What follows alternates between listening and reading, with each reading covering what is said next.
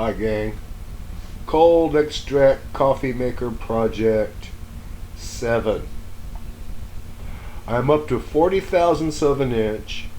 That's number 60 drill, or just a curly red bigger than a millimeter for you guys who think metric.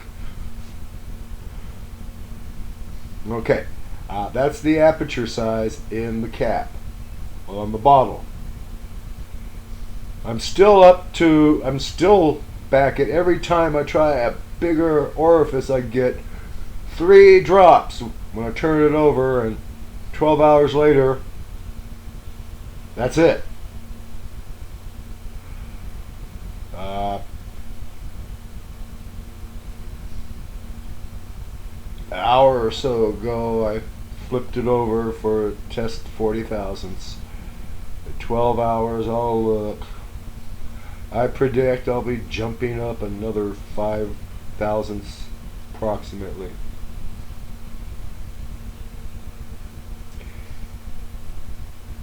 Why?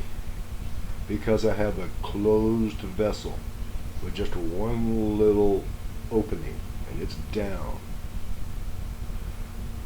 Now, if I get the right size, so I can get a drip, 10 minutes later, drip. Perfect.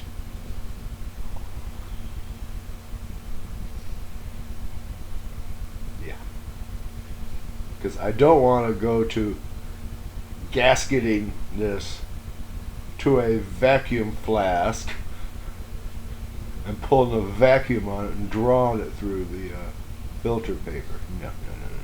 I want a nice gravity drip every 15 or 20 minutes. I know it happens. I just gotta find the right damn size for the hole. I've been doing the scientific thing. Drill a hole in the cap. Look at the time, turn the bottle over. Watch it for a minute or two. Drip, drip. Go away, come back in 12 hours. No more drips happened.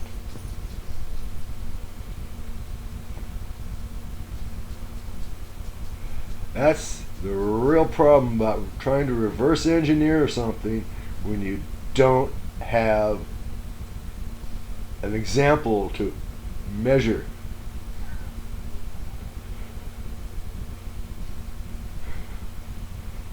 You can reverse engineer anything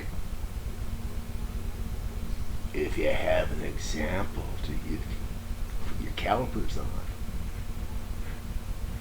And examine with lasers, magnification, magnafluxing even.